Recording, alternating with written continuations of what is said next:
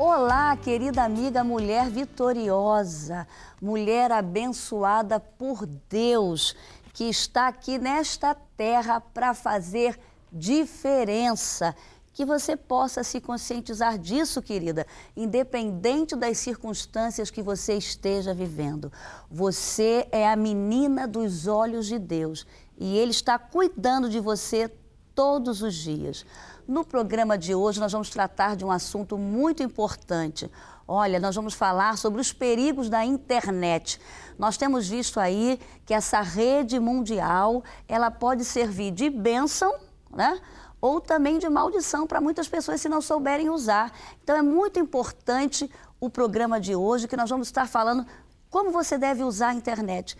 Principalmente você que é mãe, você que é pai, com o seu filho adolescente, com aquele menino que você às vezes deixa lá dentro do quarto com a internet. Fica aí ligadinho. Olha, nós vamos ter aqui a doutora Elane Cruz, que é mestre em educação, que é psicóloga, que vai estar falando aqui da prevenção. Vamos ter também aqui o advogado, o doutor José Milagre, que é advogado especialista em direito digital. Liga aí para sua amiga, fala, olha, o programa de hoje está muito interessante, vai falar sobre os perigos da internet. Nós vamos chamar um breve intervalo, daqui a pouco a gente volta.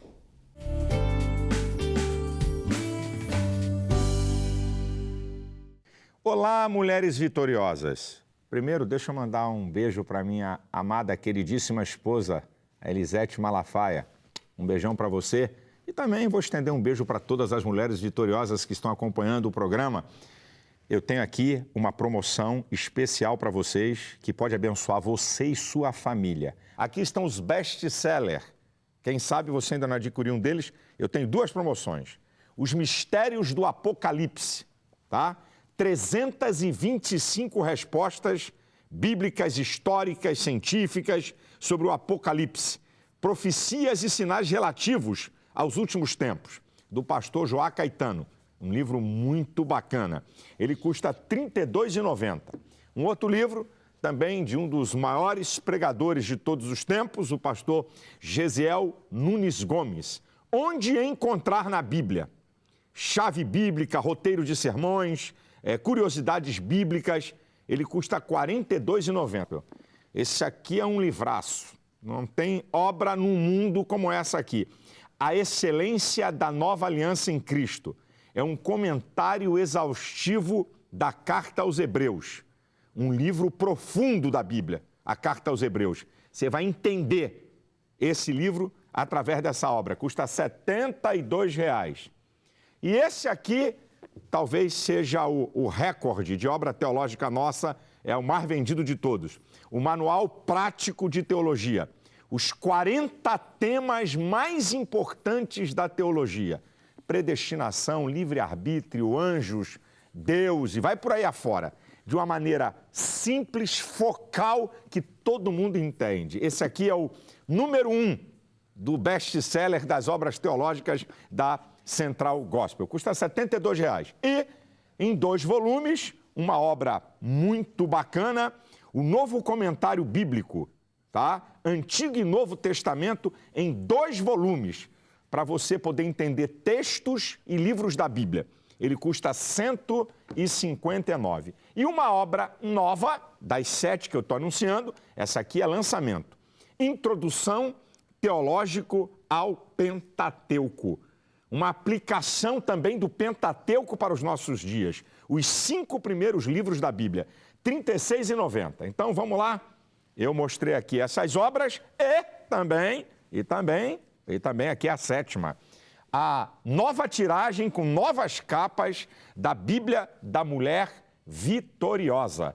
A Bíblia da Mulher Vitoriosa. Aí, você está vendo os 2 modelos, capas lindíssimas. Ela custa R$ 79,90. Aí, presente no Dia das Mães, se você quiser. Bem, não é obrigado a levar todo esse material, ok? Eu vou repetir só o tema, o título, para você poder saber. Os Mistérios do Apocalipse, onde encontrar na Bíblia, a excelência da nova aliança em Cristo, manual prático de teologia, certo? A introdução ao Pentateuco, a obra teológica, o comentário bíblico do Novo e do Antigo Testamento em 2 volumes e uma nova tiragem com capas novas da Bíblia da Mulher Vitoriosa. Se você quiser esses 7 produtos, esse kit, eu vou lhe dar 30% de desconto.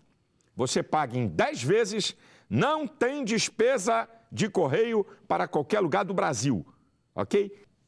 Já está aqui os 30%, só despesa de correio dessas obras aqui para mandar, essa coleção toda, a gente vai pagar uns R$80 de despesa de correio. Só para você ter uma ideia, como é que correio é caro. Para qualquer lugar do Brasil, enquanto durar o estoque. Essa é a primeira promoção. A segunda é o seguinte, essas 7 obras que eu apresentei, que ninguém é obrigado a levar tudo, se você escolher pelo menos 3 das 7, eu te dou 20%. 3, 4, 5 ou 6 dos 7, eu te dou 20%, ok? E dependendo do valor, a gente divide em 2, 3, 4, 5, 6, depende do valor, ok? Você não é obrigado a levar tudo. Acima de 3, pode ser que você já tenha algumas dessas. Acima de 3, dos 7, eu te dou 20% de desconto. Enquanto durar o estoque, aproveite aí, queridão.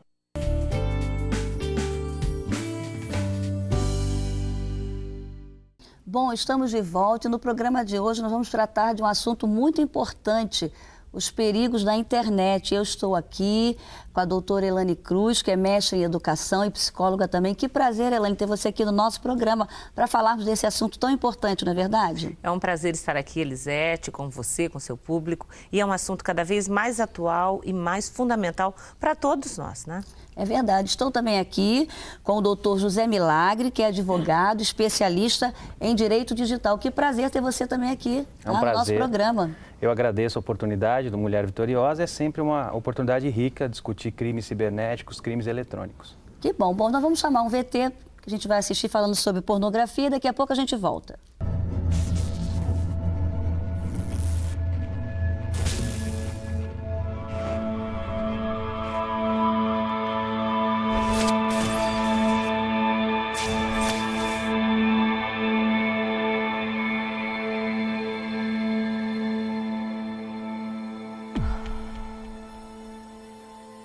Hey. You doing your homework?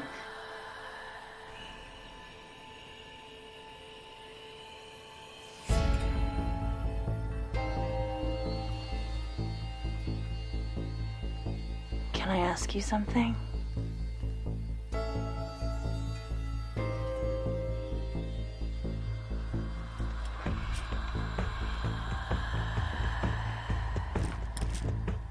Do you think I'm pretty?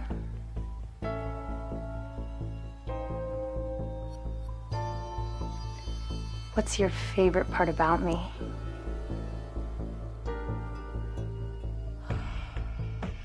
Do you want to see more?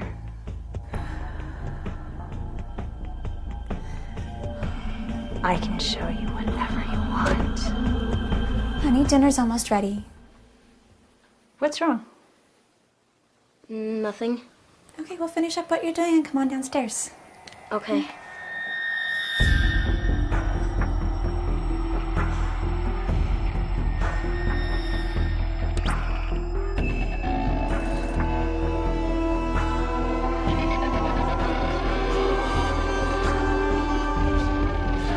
¿Qué es lo que estás viendo? Nada, es solo un programa de televisión. Oh, ok, voy a ver hasta la cena, ¿ok? Ok.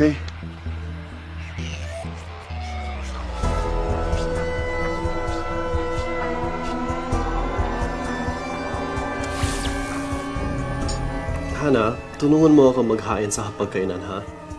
Opo. Felipe, la cena está lista. Come on, it's dinner time.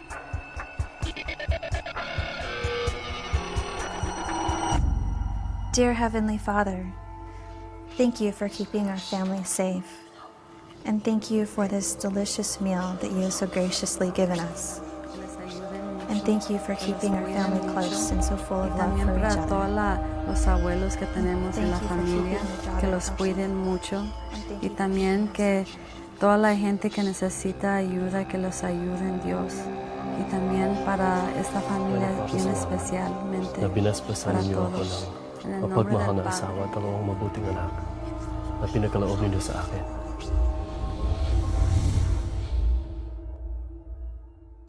Dos 7 bilhões de pessoas no planeta, 2,2 bilhões estão online. Há 247 bilhões de e-mails e 5 bilhões de mensagens de texto enviados a cada dia. Em 2010, uma pessoa passou em média mais de 18 horas por semana online. 40% das crianças nos Estados Unidos vão online e a internet já ultrapassou a televisão como sua escolha de meio de comunicação. Diariamente, 2 bilhões e meio de mensagens pornográficas são circuladas. E diariamente, 47% das crianças recebem mensagens pornográficas não desejadas. Estatísticas mostram que a idade média de ver pela primeira vez a pornografia são 9 anos de idade. 90% das crianças entre 8 e 16 anos já têm visto alguma forma de pornografia. 77% dos adolescentes antes de 18 anos tinham visto na internet. E 80% dos 15 aos 17 anos foram expostos à pornografia extrema. De fato, a indústria adulta diz que de 20 a 30% do tráfico vem das crianças. Mais de 1 bilhão de páginas web pornográficas está apenas a um clique. Metade de todas as famílias cristãs relatam que a pornografia é um problema grave e que aumenta a infidelidade conjugal por mais de 300%. Ainda assim, 67% dos homens, 49% das mulheres pensam que a pornografia é aceitável. Metade de todas as pessoas envolvidas em interações sexuais na internet perdeu interesse em relações sexuais com os seus cônjuges. De acordo com a Academia Americana de Advogados, 68% de todos os divórcios envolveu um encontro com um amante novo na internet. Muitos pastores concordam que o apego pornográfico é a dependência mais prejudicial para a sua congregação. Ainda assim, em uma pesquisa conduzida em 2002, 30% de todos os pastores viram a pornografia na internet nos últimos 30 dias. E mais da metade fizeram isso no ano passado. De acordo com uma pesquisa conduzida em agosto de 2006, 20% das mulheres sofrem da dependência à pornografia. Mas há uma saída. Há lugares dedicados a restaurar famílias desfeitas e a educar os pais. Josh McDowell lançou uma campanha completa dedicada a lutar contra este problema. JustOneClickAway.org tem recursos e treinamento se você está sofrendo com esta dependência. A esperança está apenas a um clique de distância. Para mais informação, visite JustOneClickAway.org. Bom, você acabou de assistir esse vídeo mostrando, né, o aumento crescente da pornografia na internet. Tanto criança tendo acesso, adolescente, adultos, e o mal que faz para a família. Eu queria, Elaine, que você começasse falando qual é a prevenção que a família deve ter para não se chegar a esse ponto do vício, da dependência da pornografia na internet. Sem dúvida alguma, dentro da casa é fundamental que a família entenda que a casa, a despeito de ser um espaço dos pais e dos filhos, ela precisa ter a condução dos adultos, isso é, do pai e da mãe, né, ou dos adultos que moram nessa casa. Então, a permissividade, o fato de hoje, cada vez mais, a gente tem cada adolescente, cada filho com o seu quarto, a sua televisão, o seu computador, ele tem um universo todo dele. Há pais que não entram em quarto de filhos há uma semana, há um mês, que para entrar num quarto de um filho tem que pedir licença. Essa permissividade, esse achar que o filho tem o direito, que ele não tem, de ter o computador, de ter o iPhone, de ter o celular, aproveita o próprio fazendo o que ele quiser sem uma fiscalização, sem dúvida alguma, eu diria que é a primeira porta, porque toda criança e todo adolescente, quando acha que ele tem o direito de ter o quarto, de ter as coisas, sem a inferência dos pais, ele também acha que já é grandinho para entrar em sites, para falar com pessoas que não precisam. Então, eu acho que o primeiro movimento de uma casa precisa ser, primeiro, colocar o computador à vista, elaborar a partir da adolescência, se os pais resolvem, a partir de 11, 12, 13 anos, deixar um computador no quarto de um filho, antes a minha sugestão é que fique no espaço para todos os membros da casa. A nossa sugestão realmente tem que ser bem claro, a gente sabe, né? Não dá para ter uma criança de 10 anos... Criança de 10 anos num quarto sozinho com o computador. Não dá. A gente acabou de assistir ali no vídeo, não foi? aí. Isso aí. O perigo e uma criança que a gente vê aí pela faixa etária de 8, 9 anos, que é exatamente quando começa. Então, essa fase da curiosidade dos 9 aos 11 anos, é importante que a criança não tenha um computador no quarto dela, que esse computador seja utilizado pela família, que os pais tenham acesso a ele e ainda todas as regras, e a gente, claro, vai falar mais aqui, e programas para que alguns sites não sejam acessados. Doutor José Milagre, é interessante porque a gente vê as crianças hoje, eles têm acesso à internet desde cedo, até a escola está ensinando a usar a internet. Mas o que você poderia falar sobre a educação digital, que talvez o Brasil precisa ter esse acesso? Realmente, isso nós precisamos ainda implantar no Brasil, né? Porque lá fora, na Europa, esse jovem ele já tem a educação digital inserida no seu conteúdo curricular. E essa questão da pornografia infantil, ela envolve diretamente a conscientização dos pais. Os pais precisam dar exemplos também. A gente tem situações e casos que o menor relata que o computador do pai ele encontrou um conteúdo não autorizado ou um conteúdo pornográfico. Então, que referência esse pai tem? Com relação à educação digital, esse é o grande desafio no Brasil. Ainda se ensina informática no Brasil. E esses jovens... O que a gente está vendo na escola é isso, né, Elaine? Exatamente. Estão ensinando informática, a usar o computador, mas não tem a educação. E é chovendo molhado. É chovendo molhado. E esse está sendo um grande problema que a gente está vendo. É como ensinar, como educar, como não engravidar, mas não ensinar a respeito da hora correta de se iniciar uma relação sexual. É o mesmo processo, né? Esse jovem que tem hoje geração Y, geração Z, ele já nasceu inteirado com o mundo virtual. Ele conhece computador, conhece internet, conhece IP. A aula de informática não é nem tão necessário, mas sim o uso ético, lícito, legal na internet. E aí que nós entramos no conceito de educação digital. Usar a internet com sabedoria para que amanhã você não se torne uma vítima da própria internet. Será que é por causa da educação digital que a gente está vendo muitos crimes? Sem dúvida, sem dúvida. A relação o que você pode falar? Como é que isso é no Brasil? Esses crimes digitais aqui no Brasil? Os crimes digitais, só para que nós tenhamos uma ideia, nós temos 93 milhões de pessoas com acesso à banda larga, à internet no Brasil. O brasileiro é o país que mais permanece conectado na internet mensalmente em número de horas. São 70 horas mensais de conexão. Por outro lado, esse dilúvio informacional, pessoas tendo acesso à tecnologia sem educação, vem colaborando para o crescimento do crime digital, porque o criminoso hoje ele tem um playground ali de informações, um manancial de informações que ele coleta sobre uma vítima. Um exemplo é aquela vítima que posta que está fazendo um check-in no aeroporto, no shopping, e é sequestrada, né? Ou seja, ela forneceu o insumo para que o criminoso praticasse esse delito. É justamente esse detalhe que precisa ser transmitido a esse jovem. E qual, então, o cuidado, a prevenção que as pessoas que estão assistindo, que usam a internet, né, para que elas possam se precaver para evitar isso? Hoje Porque a gente vê as pessoas já dão lá o CPF, nome, endereço, preenche aquilo tudo. Tem que se ter um cuidado, não tem? O cuidado se chama bom senso, né? Eu poderia passar aqui para as mulheres, para os telespectadores, instale um antivírus, instale um firewall, só que isso não é suficiente se a sua curiosidade ela for excessiva.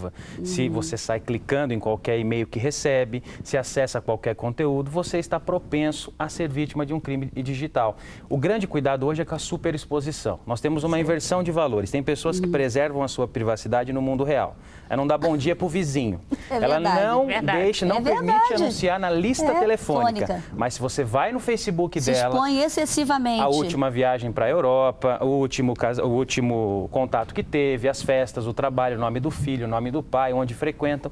Esse é o insumo que o criminoso quer. O criminoso antes tinha muito mais trabalho para aplicar o crime. Ele tinha que sondar, seguir a vítima. Hoje ele vai para o Google, ele vai para a internet, para as redes sociais. Ele levanta informação e aí certamente essa pessoa vai ser vítima de uma fraude. Um adolescente, por exemplo, quando coloca a foto dele com o uniforme do colégio, uma foto com os amigos do colégio, quando ele conta das viagens que faz e coloca a foto, quando uma menina coloca uma foto de biquíni porque foi à praia, são questões que, assim, quem está de olho, querendo fazer um sequestro, querendo um roubo, ou até mesmo querendo algum tipo de prostituição e de pornografia, vai ter acesso. E por isso que é fundamental que os pais que estão assistindo a gente entendam isso.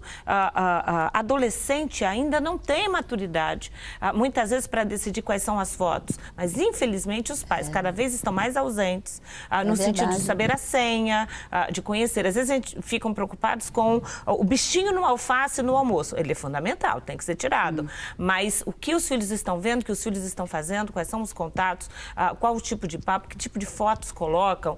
Tem muitas meninas hoje, o que também é crime, né? Que tem muitas meninas hoje que se permitem, por exemplo, ser fotografadas por namorados, depois colocam o rosto dela, por exemplo, no corpo de uma outra mulher, ou lançam aquelas fotos na internet, e aí é um processo longo, aquela menina fica com a autoestima baixa, enfim, cada vez mais a gente está vendo isso acontecer, e assim, 1, 2, 3 casos que vão chegando ao consultório por semana, e é assustador.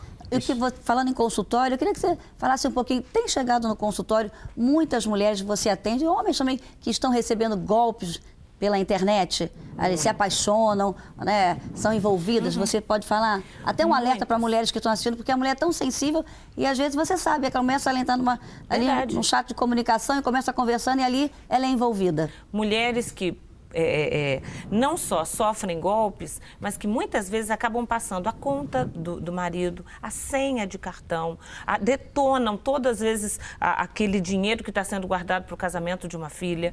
Gente que faz isso e pior ainda, pessoas que comumente, muitas vezes quando uma pessoa chega no consultório, ela já foi no mínimo vítima de 3 a 4 golpes, mas a carência afetiva é tão grande, aquela necessidade de perceber, opa, tem um homem falando comigo, meu marido não fala, meu marido não tem tempo, meu marido não me ouve, mas tem alguém que está querendo me conhecer, que está querendo viajar comigo, que está querendo alguma coisa, mesmo que a paixão dela seja tão grande, ela não percebe que esse querer envolve dinheiro que ela tem que dar, envolve senha, envolve transações pela internet, que vão minando a conta bancária dela. Então, na realidade, ela está pagando para que alguém a ouça, não necessariamente, na grande maioria, chega a fazer o ato sexual, mas o envolvimento afetivo da mulher pela internet é muito maior. O homem, em geral, quando procura, ele já procura querendo um intercurso, isso é, querendo uma relação sexual. A mulher não. Se o cara for simpático, bom falante, bom ouvinte, ela se envolve e ela doa, às vezes, dinheiro que a família dela levou anos para angariar. Então, cada vez mais as mulheres estão caindo nisso. Tem crescido muito. Olha, que alerta aí pra gente. Doutor José, você tem alguma experiência de atendimento nessa área, de alguma mulher que ganhou um golpe? Realmente, complementando a informação dela, hoje nós temos estatísticas, são 6 mil golpes por dia no Brasil. 6 mil golpes por dia. A cada 14 segundos, uma pessoa está sendo vítima de um golpe com dados pessoais fornecidos. Então, isso é muito grave, essa superexposição, né? Nós costumamos dizer para as vítimas que eu não coloco na internet aquilo que eu não colocaria na calçada da minha casa, né? Qual que era a minha rede social antigamente? Era uma praça e eu tinha aí um número limitado de pessoas. Hoje a praça é virtual. É virtual. E aí isso é o problema que muitos pais não entenderam. Não entendem. Eu mesma atendi uma mãe e ela falou, eu pensei que eu deixando a minha filha dentro de casa lá, trancadinha, porque ela morava num lugar perigoso, então deixei lá com o computador, ela está estudando, ela estava sempre lá no... pelo menos ela está dentro de casa, está livre lá dos assaltantes, né, das pessoas lá fora, mas não sabe, como você falou, que a internet hoje é como se fosse você numa praça, né? Uma praça se relacionando, e existem pessoas que são mais propensas, se colocam numa condição de vítima, porque aquelas pessoas que se fotografam em poses insinuantes, isso se chama sexting. Nos Estados Unidos existem várias campanhas de conscientização sobre isso. Elas são as primeiras a serem vítimas de um criminoso digital. O criminoso digital está buscando. Então, elas mesmas se colocam numa condição... Às vezes até pais que colocam fotos de crianças, não é verdade, Elaine? A gente percebe, é assustador quando a gente vê pais colocando criança dançando, vídeos, com roupas assim achando, mulheres colocando com roupas íntimas. Você vê Facebook, gente assim se expondo excessivamente. E eu vou dizer, até cristão. Até cristão. O que deixa a gente de boca aberta, não é verdade? E é muito sério, porque o que acontece? Na maioria das vezes, quando a pessoa descobre que ela foi levada por alguém que estava do outro lado, que muitas vezes faz parte de uma grande rede de pedofilia, de pornografia, de adultério, enfim, vamos dizer, o desgaste emocional é muito grande. Porque aquilo estoura dentro de uma casa, acaba com o casamento, o respeito dos filhos vai embora. Quando estoura com uma filha ou com um filho, a impotência dos pais, porque antes, quando era o vizinho, quando era o cara que ficava ali andando em volta da praça, era mais fácil de identificar. Hoje em dia, até você chegar ao final de uma rede de pornografia... Olha, o que a família já sofreu, muito tempo, desgaste e às muito vezes grande. muitos anos. Aí você vê aquele jovem que deixa de estudar, que deixa de ir para a igreja, que se afasta de Deus. E pior ainda, né? A gente ainda tem a internet ensinando muitos a se matarem, a se suicidarem. É site só para isso. Só ensinando instigação ao próprio suicídio, isso né? Aí. Crimes contra a vida ocorrendo por intermédio da internet, né? Então, crimes contra o patrimônio, crimes contra a honra, crimes contra a vida. Praticamente todos os crimes que eu tenho hoje no mundo real podem ser praticados por meio da internet. E com a grande agravante, aquela pessoa ela pode estar anônima, ela pode estar utilizando um programa, uma conexão oculta, que dificilmente eu vou chegar a identificar até essa pessoa. Só para se ter uma ideia, no Brasil hoje, a maioria dos crimes digitais ainda é a pornografia infantil. E a grande maioria dos casos permanece impune, né? Então, em algum momento, aquela pessoa, ela permitiu que alguém acessasse a webcam dela e se expôs. E essa pessoa, o criminoso, vai coletar essas imagens e depois vai fazer a extorsão. Eu quero X ou eu quero Y, senão essas fotos vão ser divulgadas na rede. E esse é o grande problema. Muitas vezes a vítima se esconde dos pais, esconde dos familiares, sucumbe àquela pretensão do criminoso e mesmo assim ele publica essas fotos. E aí é um grande problema, porque a informática ela tem o poder do não esquecimento. Se eu divulgo uma ofensa no jornal, na TV, o tempo se encarrega. Na internet, a qualquer momento, esse conteúdo pode voltar. Isso pode ser acessado. E esse é o risco. Muitas pessoas chegam no escritório e falam, doutor, eu preciso limpar esse conteúdo. Essas fotos pornográficas que eu fiz, eu estava iludida com o relacionamento, acabei me permitindo fotografar. Dá para limpar? E nós temos que ser bem sinceros. Seus netos vão te ver nua na internet. Essa é uma realidade. Porque se a gente falar que vai limpar, é impossível. A qualquer momento alguém pode ter copiado esse conteúdo e retornar na rede. Então a dica é prevenção. Nós precisamos prevenir o crime digital. Porque a gente percebe que a rede cada vez está mais fechada. Eu já recebi casos, por exemplo, de meninas que foram fotografadas pelo namorado, que depois foi lançada essa foto numa rede de pornografia. Os pais entraram com o processo. E aí depois essa menina começou a receber e-mails do tipo, entre no site tal, sua vida está ruim, não processe, se mate, acabe com a sua vida, você não vai conseguir. Então, a gente percebe como as coisas estão se reencontrando, porque começa num site de pornografia e termina com certeza aí um link com outras pessoas dizendo, processou, então olha só, você não vai ganhar, quer ter uma vida assim, quer que alguém te veja, se mate, né? Termine com a sua vida, faça alguma coisa por você. E essa menina procurou depois da segunda tentativa de suicídio. Então, a gente percebe o quanto é triste porque para isso ela vendeu o corpo, ela conseguiu, entrou numa rede para tentar vender drogas, para levantar dinheiro, para poder pagar o suborno, não conseguiu. Então, assim, ela se degradou a tal ponto, os pais evangélicos apavorados, né, buscando ajuda. Enfim, a gente precisa realmente abrir os olhos para isso. Precisa, está entrando dentro da casa. Realmente, tem um caso interessante que nós vamos chamar agora um VT dos pais, depois a gente vai comentar. Vamos lá assistir. Então, nós temos, então, 2 filhos, um de 12 anos e o outro de 8 anos. Nós somos meio radicais quanto ao uso de internet. Durante a semana, só se for alguma coisa relacionada à escola, algum trabalho, e mesmo assim acompanhado da minha esposa. Tanto do mais velho. E também nós verificamos o que ele acessa, o conteúdo que ele acessa, quais as pessoas que ele se relaciona no Facebook, quais as pessoas que ele adiciona no Facebook, o que é postado, verifica os sites que ele entra. O outro, mais novo, que é o Gabriel, é um pouco mais tranquilo, porque ele gosta de acessar joguinhos de brincadeiras, Clube Pinguim e etc. Então é mais tranquilo, mas também tem o horário limitado para uso de internet.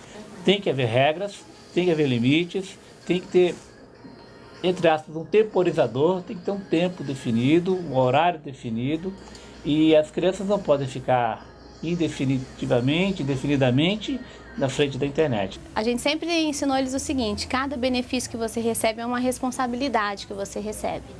Então, se eles têm esse direito de ter um celular com internet e tudo mais, eles têm que saber que eles têm responsabilidades.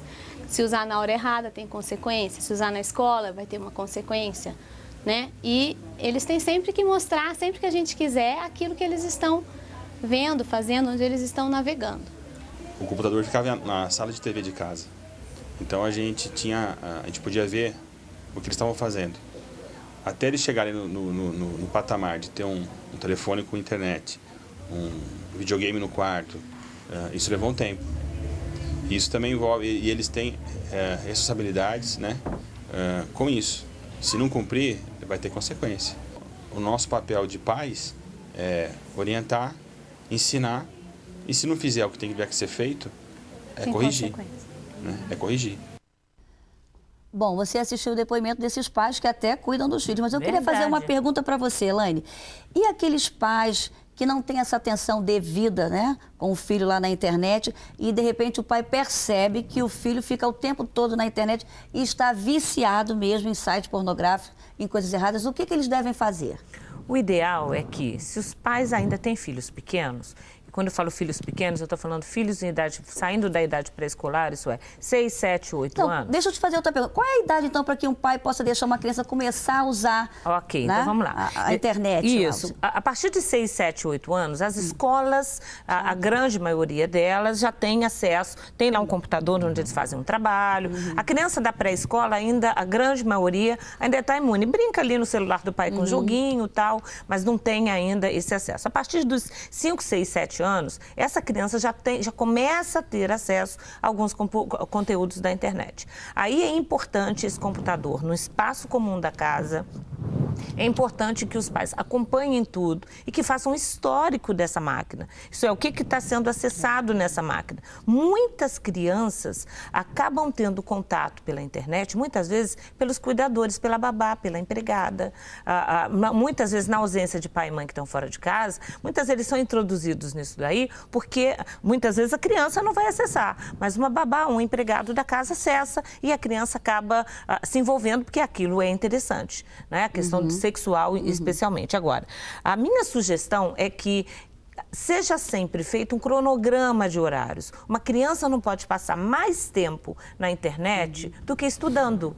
Isso vale, inclusive, para até a adolescência. Então, se o adolescente estuda 6 horas por dia, chega em casa, tem a partir das 2 horas da tarde livre, ele não pode ficar de 2 às 10 na internet. Se ele vai estudar 4 horas, então vamos supor que ele termine de estudar aí 7, 8 horas, então ele vai ter 2 horas. O ideal é que seja, assim, menos da metade do tempo que leva para estudar. Até para brincar também, né? Sim, porque tem que estudar, tem que brincar, tem que almoçar com pai e mãe. Agora, claro que é fundamental também que pai e mãe, mesmo aqueles que trabalham, fiscalizem a máquina, limpem a máquina. Há programas para isso, há profissionais que fazem isso, para que levantem esse histórico da máquina. Agora, a minha sugestão é que eu tenho um filho de 25 e uma filha de 20. Até hoje, as portas do quarto não têm chave, eu sei todas as senhas, ele já tem, a partir dos 13 anos lá em casa a gente autorizou que cada um tivesse o seu computador no quarto, mas assim, a gente tem a senha de todos, a gente olha, os pais precisam interagir um pouco mais. Tem gente que tem pai que tem medo da máquina,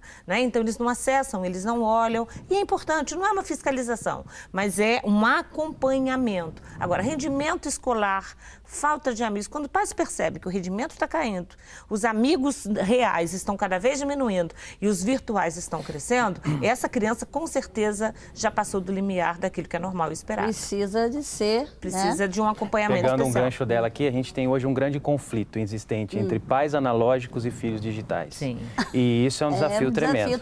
Né? Porque muitos pais implementam controles, né? Supervisor de conteúdo, contratam guarda-costas virtuais e não sabem que esse garoto vai conseguir burlar esses mecanismos de segurança. Então, o que vale aqui é a conversa realmente, é o bom senso, é o pai se tornar digital. É mostrar para o filho que da mesma forma quando ele recebia aquele conselho, não deixar a porta aberta, não conversar com estranhos na rua. Será que ele está deixando o computador dele aberto? Não receber balinha de ninguém, porque às vezes o filho pela internet está recebendo uma balinha, né? Um recadinho ali. Será que ele tá aquilo que o pai não fala com ele, alguém lá na rede está falando. Uma balinha virtual, um agrado virtual. Então, uma reflexão que eu proponho para os pais fazerem aos filhos é justamente essa. Será que você teria de trazer todos os seus amigos que você tem na internet para sua casa, para que eu pudesse conhecê-los? Será que esses amigos que você sai, né, que você se relaciona na internet, são amigos que são coerentes para estar aqui na nossa residência, na nossa família? E ele fazer uma reflexão. Será que você publicaria, numa das principais avenidas aqui da cidade, as fotos que você publica na internet? Sim. E aí você começa a estimular o jovem, o adolescente, a pensar nos riscos que essa superexposição traz. É porque eles olham só o aparelho, né? O celular. Sim. E eles não têm a noção de que aquilo, na realidade, vai para o mundo todo. Sem dúvida. Né? Aquilo está sendo exposto. Então, é a vida deles, é o corpo deles, é o pensamento deles. E com uma agravante, né? Se você perguntar hoje, quem tem antivírus no computador? Todo mundo tem. Agora, pergunte quem tem antivírus em celular. né? Só que o celular hoje é um computador. É um computador também. Pior, né? Ele está conectado, ele indica automaticamente onde você está andando. Esses rastros estão todos na internet. Então, você quer consultar a vida, o dossiê da pessoa está na internet. E esse rastro para o jovem é prejudicial. Muitas vezes ele participa de comunidades, eu odeio meu chefe, eu odeio acordar cedo, eu odeio a minha professora.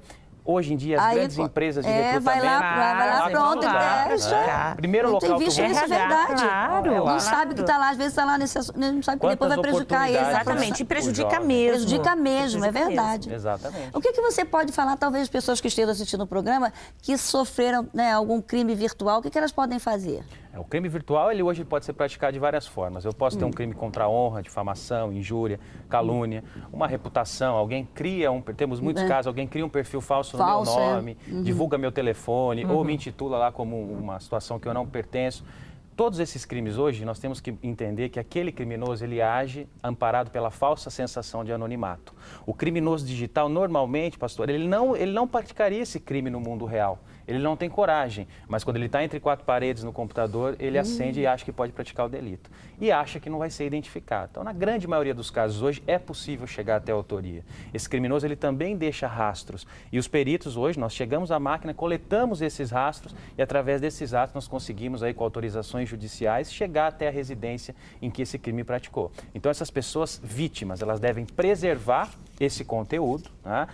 Em todo o Brasil, registrar, procurar um especialista para dar esse atendimento para que possa socorrer. Registrar um boletim de ocorrência é fundamental. Nós temos no Rio de Janeiro uma delegacia especializada em crimes cibernéticos. Então você já vai falar com um delegado que conhece crimes eletrônicos. Para quem está nos ouvindo em todo o Brasil, procurar a delegacia mais próxima, registrar a ocorrência, buscar um advogado especialista para dar sequência nesse dano, né? Para tentar reparar esse conteúdo e identificar quem está difamando esse usuário, essa mulher na internet. E o que a gente vê hoje é que muitas pessoas que cometem esse crime digital são pessoas de classe média. Interessante, né? É verdade. E aí a gente o que você pode falar sobre isso, Elaine? A gente vê a importância dos conceitos. Por muito tempo, a gente trabalha né? Enquanto psicólogo, a gente trabalha essa questão dos conceitos. E a verdade é que a gente imagina, hoje em dia a quantidade de informação é muito grande, todo mundo tem acesso à informação, mas a informação de dados não é a mesma coisa que informar conceitos e valores. Então, quando a gente está vendo a classe média entrando nisso, quando isso atinge pastores, como a gente viu aqui, quando isso atinge pessoas que no espaço aberto, no mundo real, não fariam, mas o fazem pela internet, é porque o conceito interno, o valor de quanto vale a honra de uma pessoa, de quanto vale o nome de alguém, da dificuldade que é de sair de um vício. É muito difícil sair de um vício de pornografia, é muito difícil abrir mão de um casamento, mas tem muita gente que está abrindo mão de casamento porque está se envolvendo com outras pessoas pela internet. Na década de 80, de cada 10 mulheres, 2 asseguravam que tinham amantes. Hoje em dia, a gente já está em 5 mulheres. Então, a cada 10, 5 mulheres têm amantes que arrumaram pela internet. Os homens já passaram aí de cada 10, 6. Então, na verdade, a gente está caminhando para um processo onde esses conceitos de valorização da vida, de moral, dos filhos, da integridade, da privacidade, cada vez se perde. As pessoas querem, em torno dos 15 minutinhos de fama, elas se expõem a todas as coisas. Então, a gente precisa trabalhar mais em casa essa questão, exatamente isso, de trabalhar conceitos. Valor à vida, valor ao outro, não denegrir. Tem muita criança de lares aí evangélicos, cultos, educados, mas que, infelizmente, às vezes, pela internet, cria um site ou uma página para denegrir a imagem de um coleguinha da classe, por exemplo. E começa assim, parece uma brincadeirinha, responsabilizando os pais. Começa como se fosse uma brincadeira, uma coisa à toa e vai ferindo muita gente. Então, trabalhar conceitos em casa, na igreja, nos meios em que a gente ocupa, seja ele qual for, é fundamental. Não, e você tocou num assunto interessante, porque muitas pessoas acham que pela internet não existe infidelidade, não é traição. Claro que traição tem. é só pessoalmente.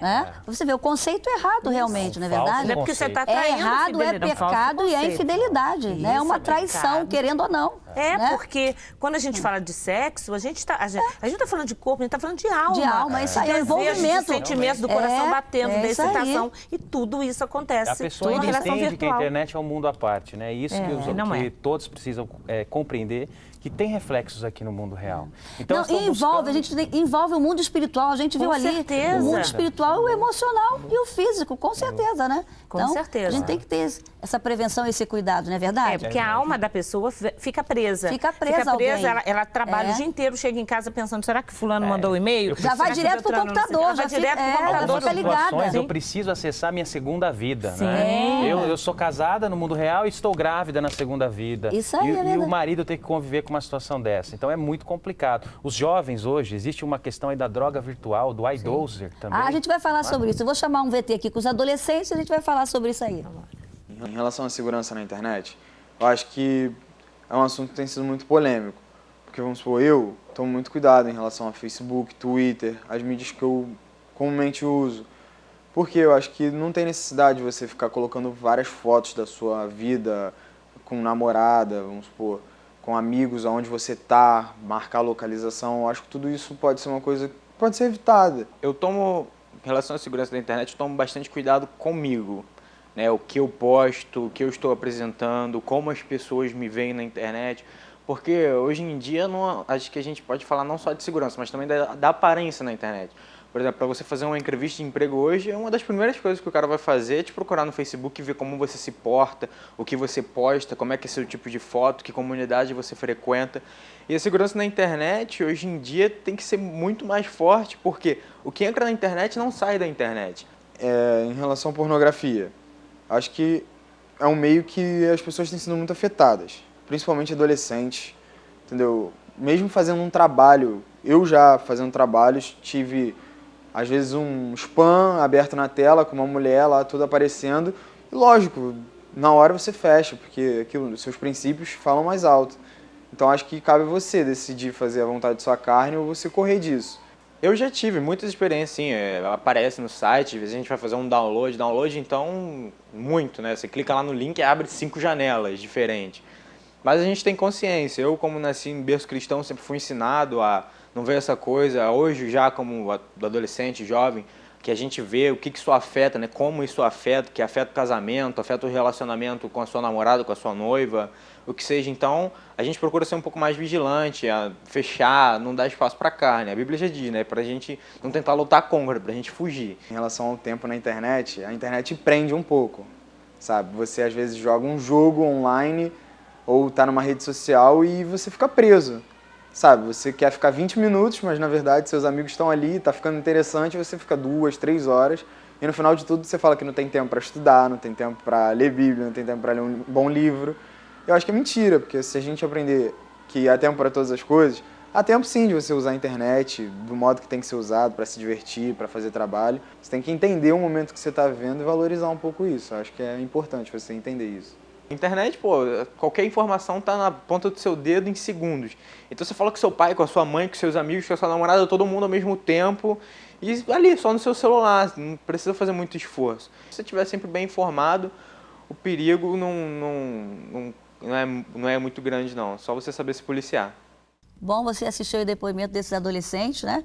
Que estão falando ali que foram bem orientados pelos pais. Mas a gente vê, Elaine, muitos pais que não orientam, né? E hoje a gente vê pessoas viciadas em internet, estão totalmente dependentes e precisam realmente de um tratamento, não precisam? Queria que você falasse sobre isso, porque talvez tenham pessoas assistindo o programa e que realmente eles já estão dependentes, viciados e estão precisando de um tratamento. O que você pode falar? E quando a gente fala de vício, é vício mesmo. São pessoas que deixam de comer, pessoas que deixam de dormir, que muitas vezes se programam para dormir 2, 3 horas à noite, e isso vai, ao longo do tempo, vai gerando uma série de problemas. Pessoas que muitas vezes, quando chegam no consultório, especialmente jovens e adolescentes, que não lembram mais o nome, que já deixaram de estudar há muito tempo, que muitas vezes saem de casa como se fossem para a faculdade, no meio do caminho param em algum lugar ou ficam numa sala qualquer, às vezes os pais nem sabem, às vezes tem carro, param no carro. existem adolescentes que estacionam o carro na universidade, ficam dentro do carro, acessando a internet o tempo inteiro, aí percebem, opa, já deu 3 horas da tarde, isso sai de casa de manhã, deu 3 horas da tarde, voltam para casa como se tivessem assistido aula, enfim, e que às vezes fazem isso por 1 ano, quase 2 anos, sem que os pais percebam. Então, é vício a ponto de ter que tomar remédio, gera crise de ansiedade, gera fobia. Vai ter que ir realmente a um psiquiatra se tratar. E aí, assim, eles não conseguem. O pavor é como uma pessoa que usa drogas. Uma pessoa que, por exemplo, quando vem viciada desse ponto, a gente nem pode tirar de uma vez. É igual droga, tem que ir desintoxicando. Então, se ela via a internet por 20 horas diárias, que é a média desse grupo, vai passar a ver 18, depois, 2 semanas depois você passa a liberar 16 horas, então leva um tempo. E ainda assim, a pessoa, quando está, por exemplo, com 12 horas de internet dia, ela está desesperada, porque ela acha que já está perdendo um monte de coisas, que as coisas estão acontecendo, ela está desvinculada, ela não está conseguindo saber. Então, é um caso seríssimo e implica em tratamento, em drogas psicoterápicas, em coisas que aquele adolescente, muitas vezes a família inteira vai ter que estar junto também e arcar com a responsabilidade. Porque senão, sozinha é muito difícil a pessoa sair. Eu queria também que você falasse sobre essa lei Carolina Dickmann. O que você pode falar? A lei Carolina Dickmann é uma lei que tipifica os crimes eletrônicos, né? Há mais de 12 anos se discutia a necessidade de uma lei para punir esses crimes digitais. Para que nós tenhamos uma ideia, nós temos 20 mil processos de crimes eletrônicos no Brasil, já em andamento, né?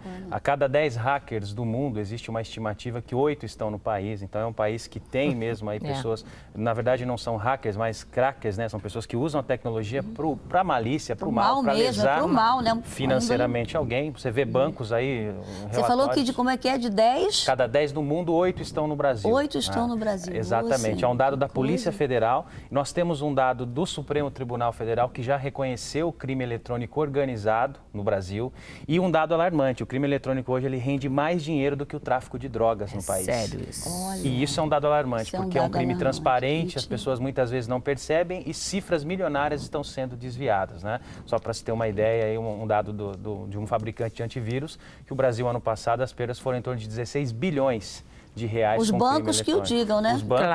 Os bancos mais de 3 bilhões de perdas financeiras. E é justamente nesse sentido, né, que existiu um projeto de lei desde 2011 no Congresso, que é o projeto 2793, e diante daquele casuísmo envolvendo a atriz, esse projeto ele foi agilizado e se transformou numa legislação que entrou em vigor agora no dia 3 de abril recente, que é a Lei 12737/2012, a lei chamada Carolina Dickmann, porque faz menção ao caso dela, das fotos que vazaram na internet, 36 fotos, e essa legislação ela passa a punir a invasão de dispositivos informáticos. Então, aquele que invade, acessa indevidamente um dispositivo informático, pode ser um pendrive, um tablet, um GPS, um notebook, ele passa a responder uma pena até 1 ano de detenção, né? Em alguns casos, pode responder até uma pena de 2 anos, caso prejudique este equipamento. Então, porque é interessante, porque não é nem só a questão de quem divulga, é a questão de quem acessa, daquele que primeiro acessou. Exatamente. Não era crime no Brasil. Se eu acessasse o seu computador, bisbilhotasse e não praticasse nenhum outro dano, uma difamação, uma divulgação, esse acessar não era crime.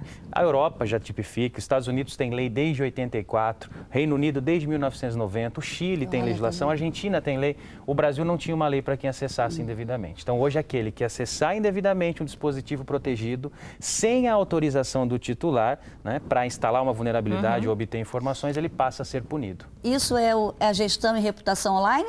A gestão da reputação online ela vem justamente nesse contexto, que é fazer o monitoramento dos termos que são ofensivos, prejudiciais a uma pessoa. Normalmente aí nós temos pessoas públicas, políticos, né? E que às vezes as pessoas têm logicamente a sua liberdade de expressão, mas às vezes elas excedem. Por exemplo, eu digo que alguma personalidade disse um fato, eu estou criando um boato, uma mentira. E as pessoas acham que boatos na internet eu posso fazer a qualquer momento. Isso é uma contravenção penal, falso alarme, falso boato. Então a pessoa pessoa X deu esta declaração e em questão de minutos aquilo tem 300 mil compartilhamentos, né? Essa pessoa pode fazer essa gestão para identificar essa pessoa que está por trás do computador difamando e aí responsabilizar ela, tanto criminalmente, né, pela questão do boato, em alguns casos de difamação, mas também civil, no aspecto civil, uma reparação por danos é cabível nesses casos em que alguém usa o meu nome, fala uma declaração que eu não dei ou cria um perfil falso no meu nome. É possível chegar e essa pessoa vai ter que indenizar financeiramente.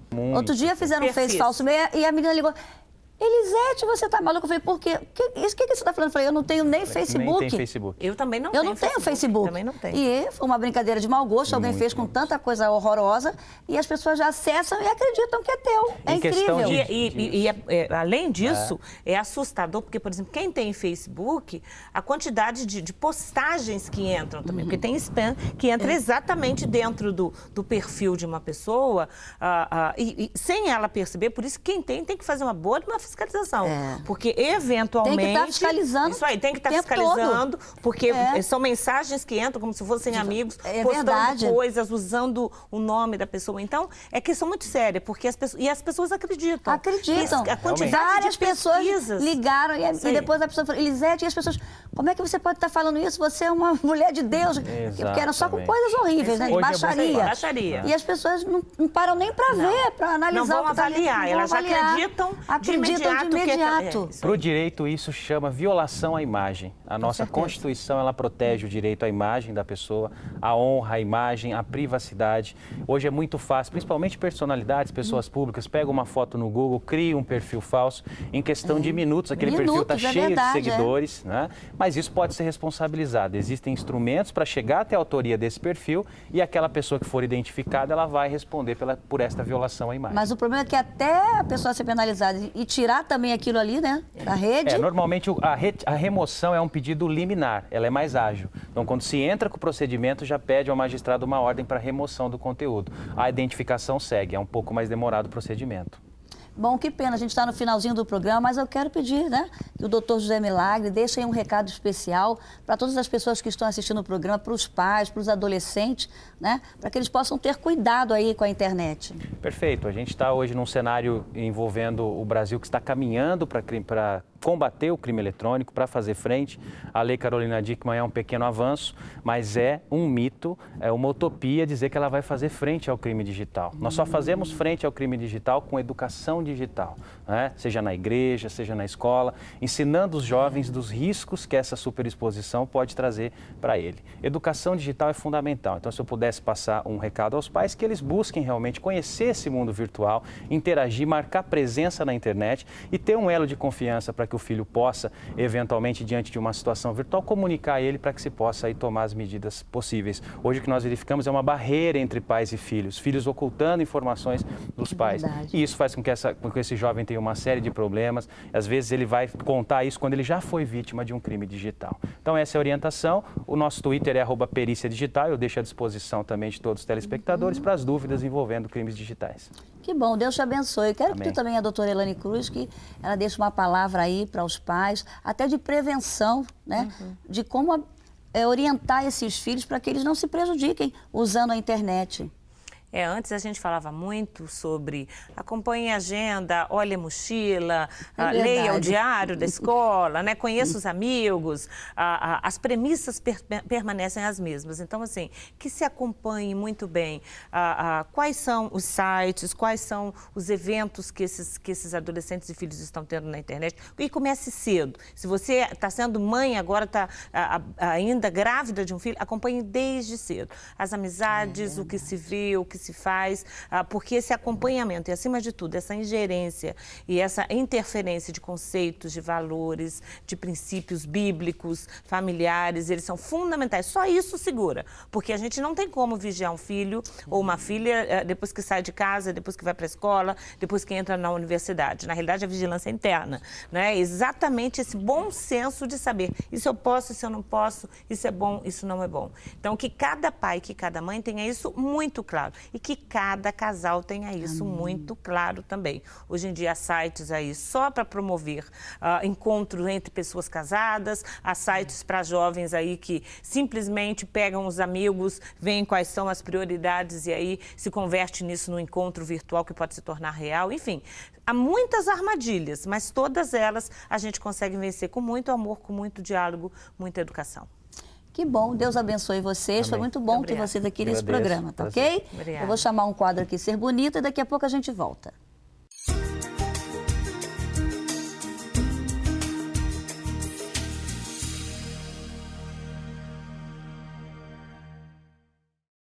Olá, pastora Elisete, todas as mulheres vitoriosas do Brasil. Nós estamos no nosso quadro Ser Bonita, com a consultora de imagem, Vanja Maia, que inclusive já deu uma transformada aqui no meu visual. Olha, o meu cabelo bem diferente. Não é isso, Vanja? Muito obrigada, viu?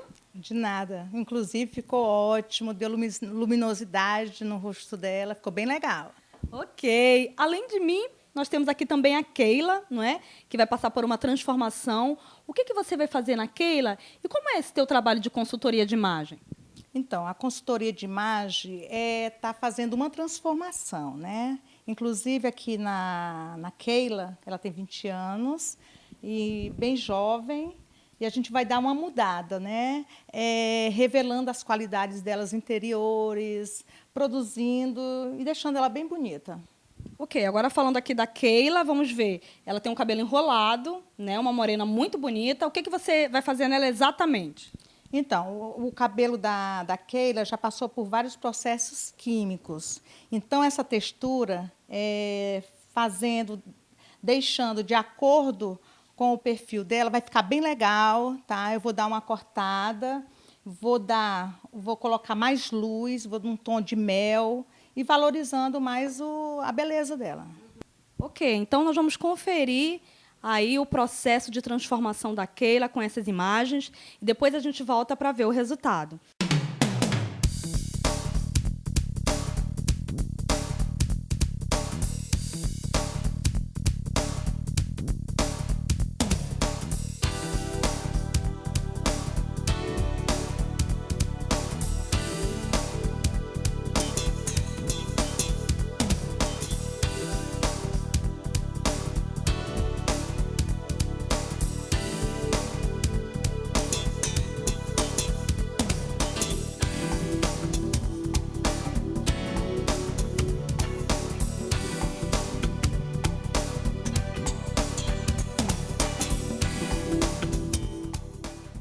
Então, como o cabelo dela é afro, muitas das pessoas que têm a mesma textura acham que deve alisar e não é bom, é deixar o natural, tá?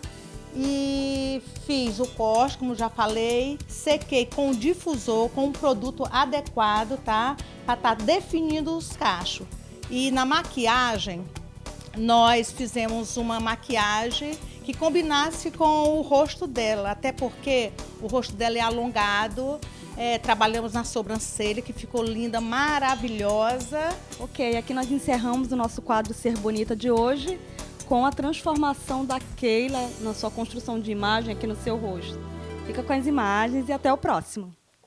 Bom, você acabou de assistir essa dica de beleza aí, viu? Mulher tem que se arrumar para ficar bonita. O que puder ajudar, tudo que vem é bom. Quero dar 2 dicas de leituras para você. A Bíblia da Mulher Vitoriosa, agora, com novo design, como você está vendo aqui, tá? Com as palavras de Jesus em vermelho e com a letra grande. Então, tá aí a Bíblia da Mulher Vitoriosa. Uma dica para você dar de presente aí para uma amiga, para uma pessoa especial. E também um livro aqui do pastor Lucinho, Manual de Sobrevivência para o Jovem Cristão. Eu estou te indicando esse livro, porque nesse livro aqui, você que é pai, compre aí para dar para o seu filho que é jovem, que é adolescente. Tem um capítulo que fala dos perigos na internet. Nós temos visto aí muitos jovens que já estão viciados em internet e estão precisando de tratamento. Então, você que é pai, faça a prevenção desse livro aí, ó, Manual de Sobrevivência para o Jovem Cristão, que tem um capítulo que fala só sobre o perigo da internet. Liga agora aí para o nosso call center, 0 operadora 21 21 87 7000 e adquira aí A Bíblia da Mulher Vitoriosa e também esse livro aqui do pastor Lucinho, Manual de Sobrevivência para o Jovem Cristão, tá ok? Bom, nós estamos no final do programa, que Deus te abençoe e até o próximo programa.